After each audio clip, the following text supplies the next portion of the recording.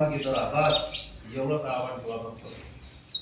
कारण की पिक्चरात आपण पाहतो, पिक्चर पाहताना आपण आफ्रिका सीन पाहतो, युद्ध असते त्याच्यात असते युद्ध पाहतो, टीव्हीला पण पाहतो. त्याच्यामध्ये काही कोणी बॉम्ब बांधते, कोणी बंदूक देते, कोणी काय करते, कोणी दुःख मारते, कोणी त्याला गोळी मारते. आखरीचा जो विलन असतो त्याला मारण्याचा प्रयत्न एखादा हिरो तो करते, काही ना काही मारते, त्यालाही गोळ्या लागतात, त्यालाही गोळ्या लागतात. पण युद्ध अशा पद्धतीनं खेळता तुमच्या जीवनामध्ये बोर्डाच्या परीक्षेचं युद्ध तुमच्या जीवनामध्ये तुमच्या समोर असं आव्हान म्हणून तुम्हाला जिंकायचं आहे. आणि कोण म्हणते आफ्रिका दिवस आहे?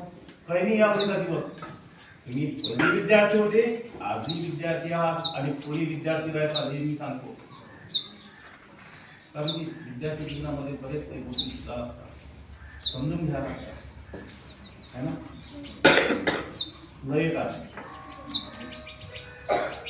की जीवन हे प्रत्येकाला शकते. ऊन वारा पावसासारखं जीवन माणसाला येते, पण कोणत्या कोणत्या गोष्टी समजूनही घ्यायला लागतात, कोणाला समजूनही घ्यायला लागते. खूप काही जीवनामध्ये येते, वारा ऊन पाणी पाऊस यालाही सहन करायला लागते. आम्ही त्यातले शिकायला लागते. बाबासाहेब आंबेडकर म्हणतात, शिका, संघटित व्हा, संघर्ष करा. हे आपण दिवस विसरलो नाही पाहिजे. मी 18 सप्टेंबर या रोजी तुमच्या महाविद्यालयामध्ये प्रवेश केला. मी एक अवलिया तुमच्या वर्गामध्ये आलो, शिकवलं.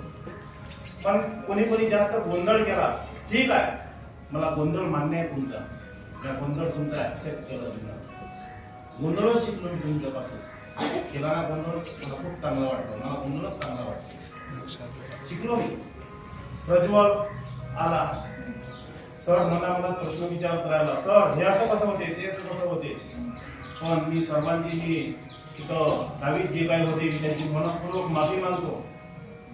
जे माझ्याकडून चुका झाल्या असतील, काही झालं असेल की त्याची सर्व पूर्णपणे माफी मागतो.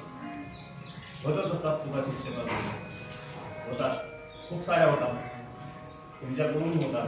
माणूस चुकीचा पुतळा आहे, असते होतात त्याच्याकडून चुका. पण आता काय, शेवटी असं आहे, जीवनात तरच काही शिकायला लागते. नुसतं हे शाळा नाही, तुम्ही दुसऱ्याही शाळेत जा, आमच्यासारखी शिक्षक भेटतील तुम्हाला, शिकवतील.